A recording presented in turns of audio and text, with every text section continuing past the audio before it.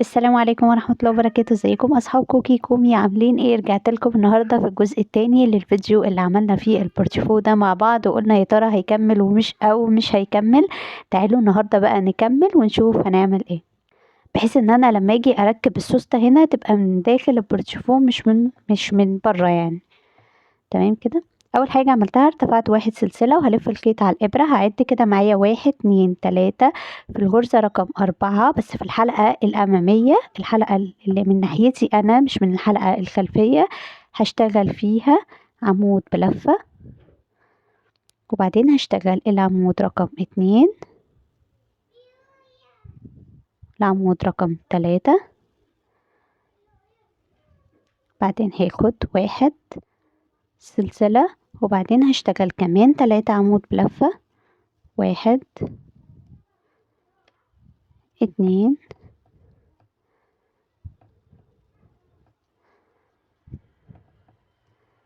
وادي كده العمود رقم 3.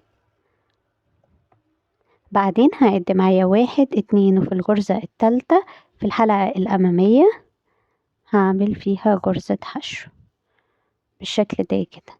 بصوا ادت مروحة حلوة قوي. الغرزة دي اسمها غرزة الصدفة، تقدري تبحثي عنها. ادت معايا شكل هنا مروحة او فستونة، شكلها حلو قوي.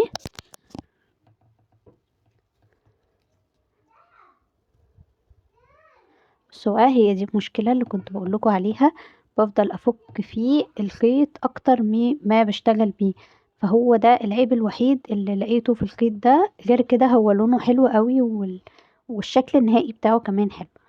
هكمل كده، هنعمل كمان غرزة صدفة من دي. هلف الخيط على الابرة. دلوقتي انا حابة ان انا مش عايزة اسيبه كده واحط السوستة هنا فوق على طول، انا حابة اعمل له زي فستونات هنا. هسيب 1 2 وفي الغرزة رقم 3 هشتغل فيها 1 2 3 عمود بلفة،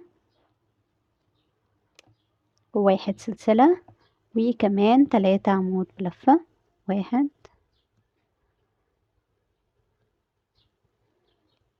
2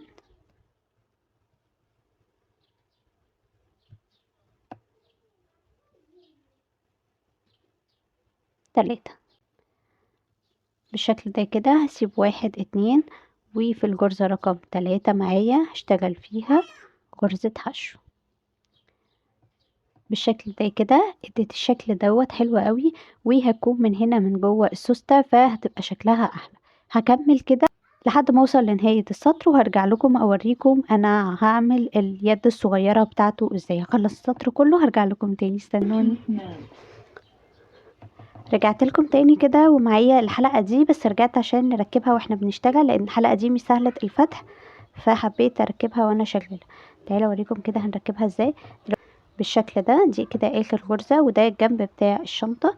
هلف الخيط على الابرة وهعد 1 2، ودي الغرزة التالتة هدخل فيها، يعني هدخل بالحلقة مع الابرة، يعني هلف الخيط واحط الحلقة قصاد الابرة كده اهو، وهشتغل اول عمود 1 2 3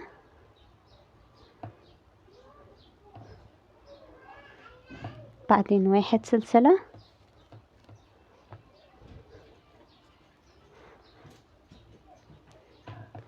وبعدين 3 عمود تاني. 1 2 3. بكده نكون اشتغلنا الصدفة وثبتنا الحلقة. لما هاجي دلوقتي هعدلها اهو، هتكون بالشكل ده. هاجي دلوقتي هنا هعد 1 2، وفي الغرزة رقم 3 هشتغل غرزة حشو. ده شكلها اهو، وثبت فيها الحلقة اللي هركب فيها اليد والجنش. هكمل بقى كده لنهاية السطر، هخلص السطر كله هرجع لكم تاني. بالشكل ده كده نكون وصلنا مع بعض للنهاية. بصوا شكله بقى حلو ازاي، وده الظهر بتاعه. الظهر ما يفرقش حاجة خالص عن الوش. دي كده كانت اخر غرزة معايا. هرتفع 1 سلسلة وهقص الخيط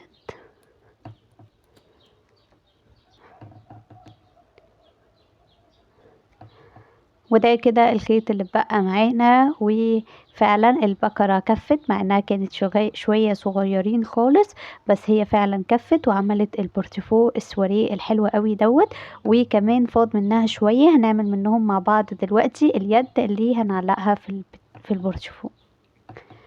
تعالوا كده نشوف مع بعض هنعملها ازاي. هعمل عقدة البداية،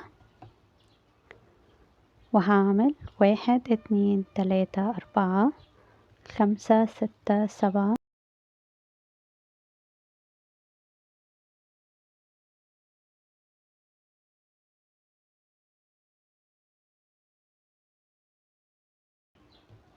دلوقتي عملت كده عدد من السلاسل بحيث ان انا لما اقسمه نصين يديني الشكل دوت.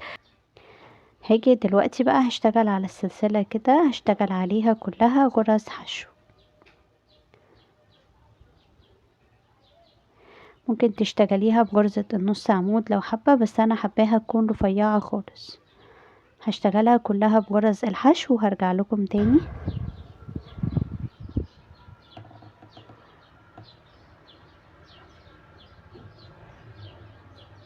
وقصيت الخيط، هاجي دلوقتي هعدل الجزء ده كله معايا كده اهو، وهيجي كده احط الجنش فيه،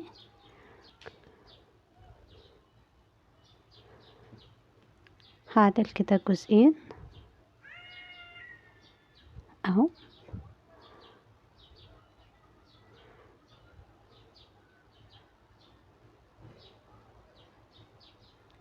هاخد بقى طرف الخيط وهعمل منزلقة، هرتفع 1 سلسلة وهشدها كده. انا ربطت اول عقدة، انا هنا عايزة اربط تاني عقدة بس هعملها بخيط البداية بالشكل ده كده. ممكن تقفليها اصلا من البداية، بس انا بحب اقفلها في النهاية كده كده بواقي الخيوط اللي معايا. ارتفعت 1 سلسلة وشدتها. طيب اعمل ايه بقى انا في الخيطين دول يا كوكي؟ هقولك تعملي ايه. اول حاجة انا هسحب الجنش لفوق بالشكل ده كده، وهجيب الخيطين دول جنب الجنش على طول، هبدأ ألفهم واحد عكس التاني كده اهو.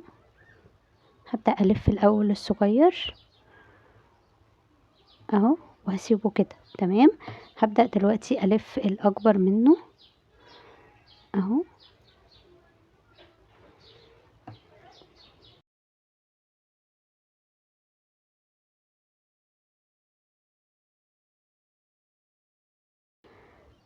هاجي دلوقتي هربط الطرفين دول مع بعض.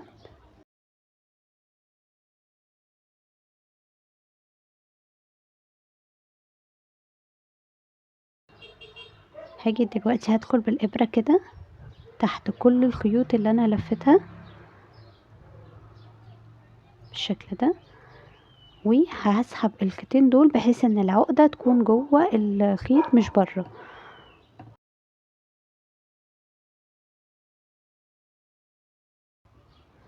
وبلزقه في الشغل، تطلع معايا بالشكل دوت، شكلها حلو قوي. طبعا بخلي الجزء اللي اتلسع ده في الظهر اهو، وبتطلع معايا بالشكل ده شكلها حلو قوي. هاجي هنا هركبها في الحلقة اللي ركبناها مع بعض، وبقت بالشكل ده. هقفل بقى الخيوط الزيادة وهرجع لكم تاني عشان نركب البطانة.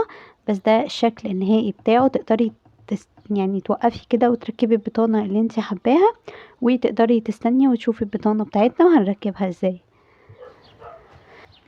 رجعت لكم تاني وجبت البطانة معايا اهو عشان نقفلها سوا. اول حاجة انا والدتي اللي بتعمل لي البطانة، لاني بحب خياطات البطانة تكون كلها على المكنة. دي البطانة بتاعت البورتيفو اهي، وفيها كمان جيب صغير من جوه. تعالوا بقى نشوف هنركبها مع بعض ازاي.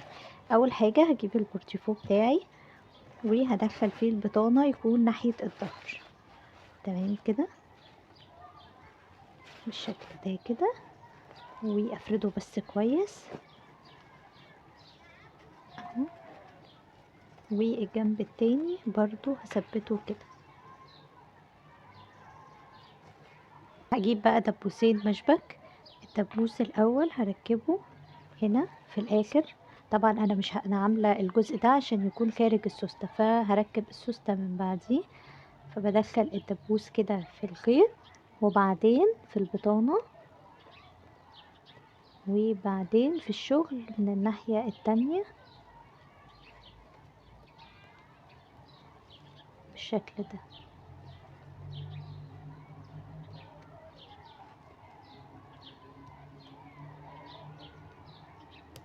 كده. انا ثبت الطرف الاول، هعدل الشغل تاني وافرده، واجي على الطرف التاني هثبت فيه برضو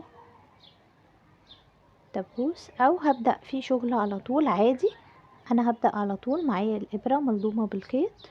هبدأ الشغل من البطانة اهو،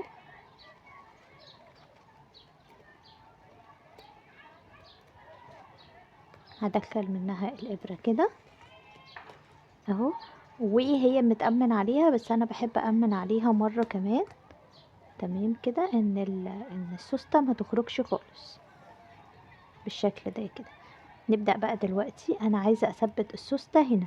طبعا انا هبدأ كده اهو، ده اول حرف في الجنب معايا، هدخل فيه الخيط، وهخيط خياطة عادية خالص يعني اهو. بس انا في خياطة سحرية دلوقتي بقى. انا هخيط، انا في غرزة سحرية بحب اشتغل بيها قوي، هوريها لكم. عشان دي مش بتبين ان انا مخيطة، يعني تحسوا ان مفيش حاجة متخيطة. بس قبل ما اشتغلها انا لازم اثبت الجزء ده كويس قوي اهو في الخيط. فبشتغل كده، وباجي على الحرف خالص كده واخرج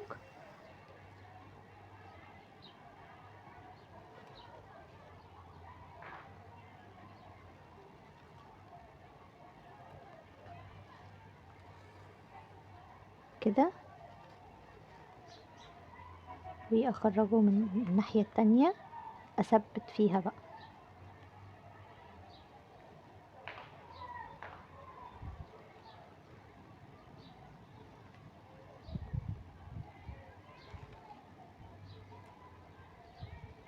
كده. شايفين ازاي؟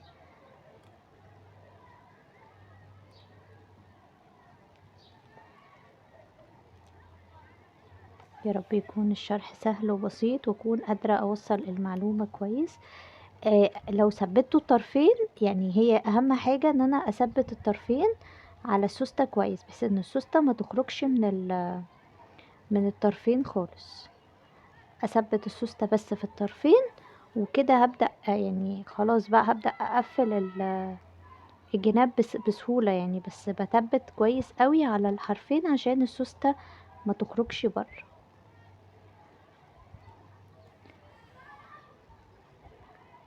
باخد بقى بعد كده الحرفين دول اقفلهم انا بالخيط مع بعض.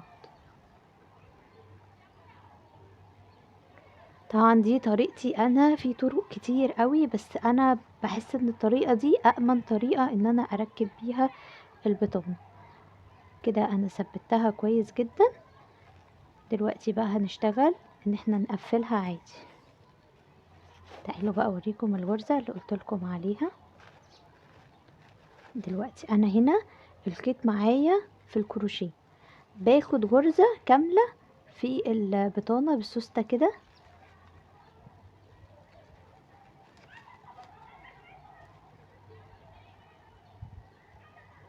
بالشكل ده كده. يعني دخلت الإبرة في البطانة كلها كده. باجي بقى دلوقتي بعد البطانة قصاد الكروشيه، وباخد الغرزة اللي بعدها في الخيط اهو. هنا مش هنا، انا خدت غرزة هنا وباخد التانية هنا. لما بشد بتبقى كده.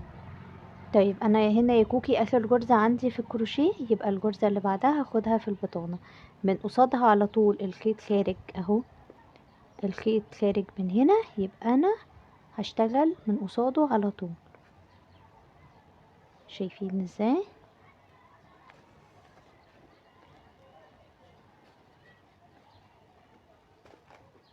بالشكل ده كده.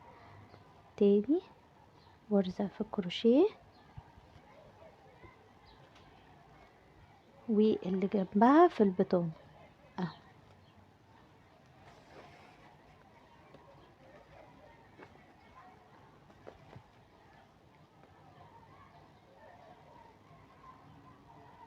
الغرزة دي بقى حلاوتها ان هي لا بتبان من الكروشيه ولا بتبان من البطانة من جوه. استنوا دلوقتي هوريكم وهقول لكم برضو ملحوظة ليه ما بتبانش معايا من هنا. بصوا هنا طبعا هنا في تانية بين السوستة وبين البطانة، هي دي اللي انا بشتغل فيها، فمبقاش باين عندي شغل من هنا ولا حاجة من الكروشيه من بره. هكمل كده بنفس الطريقة، هوصل عند الجنب التاني وارجع لكم. بقى وصلت للجنب التاني اهو وثبت غرزتين.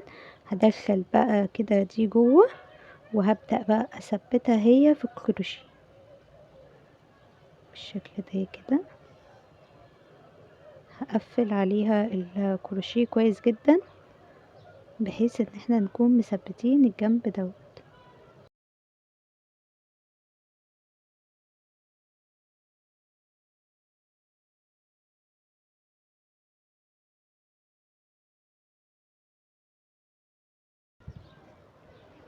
بعديها بقى هبتدي اقفل الجنب دوت في البطانة بنفس الطريقة اللي قفلنا بيها الجنب التاني. هقفله وهرجع لكم. وبكده اكون خلصت معاكم الفيديو. يا رب يكون الشرح كان سهل وبسيط عليكم ويكون الفيديو عجبكم. ودي اليد اللي بيتمسك منها بجد هو شكله حلو قوي قوي.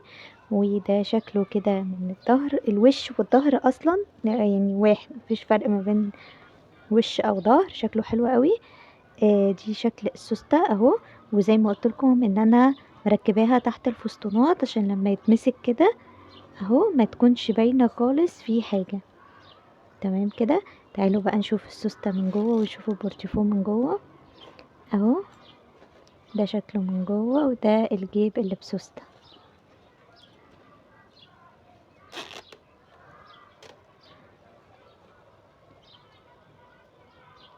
لو عجبكم الفيديو ما تنسوش تعملوا لي لايك وشير وتشتركي في قناتي. اشتراكك هيساعدني جدا جدا. واستنيني فيديوهات تانية كتير. باي باي.